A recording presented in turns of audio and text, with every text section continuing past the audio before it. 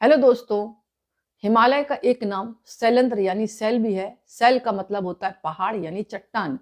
देवी दुर्गा ने पार्वती के रूप में हिमालय के घर जन्म लिया। उनकी माँ का नाम मैना था। इसी कारण देवी का पहला नाम शैलपुत्री यानी हिमालय की बेटी। माँ शैलपुत्री की पूजा धन, रोजगार और स्वास्थ्य के लिए की जाती है।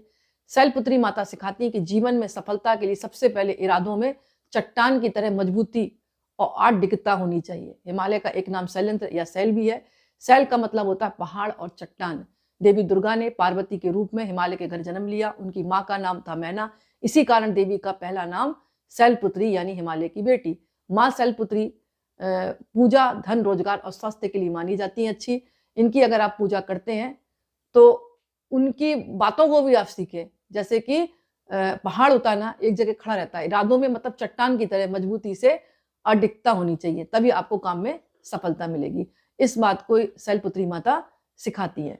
इसके अलावा ब्रह्मचारिणी जो माता है, इनका अर्थ है जो ब्रह्मा के द्वारा बताए गए आचरण पर चले। ब्रह्मचारिणी माता का क्या अर्थ है?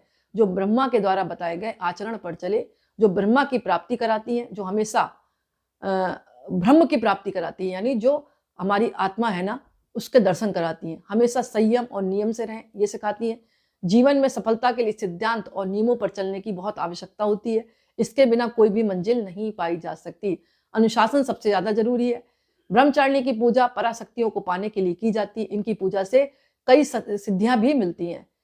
तो इस बात को आप ध्यान रखें। ब्रह्मचारिणी की अगर माता की आप आराधना करते हैं तो कठोर तपस्या की आवश्यकता होती है।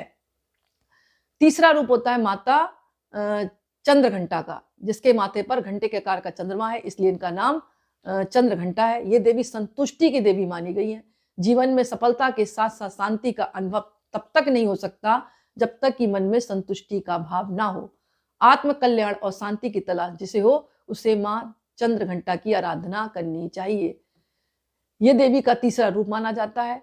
और पूजा के बाद हर व्यक्ति को आत्म कल्याण और शांति की तलाश रहती है, और इसीलिए ही व्यक्ति पूजा करता है। तो माता चंद्रघंटा की भी आराधना आपको जरूर करनी चाहिए। चौथी माता है माता कुष्मांडा। ग्रंथों के अनुसार ये देवी की मंद मुस्कान से अंड यानी ब्रह्मांड की रचना हुई। इसी कारण इनका नाम कुष्मांडा पड़ा। ये देवी भय को दूर करती है। भय यानी डर ही सफलता की राह में सबसे बड़ा मुश्किल होता है। जिसे जीवन में सभी तरह के भय से मुक्त हो गया तो उसको जीवन में सब सुख प्राप्त हो जाएगा। इसलिए ऐसे लोगों को, मतलब जिनको भय से मतलब निजात पानी है, उनको कुष्मांडा की पूजा करनी चाहिए माता की। इसके अलावा भगवान शिव और पार्वती के पहले पुत्र है कार्तिकेय, उनका नाम है स्कंद।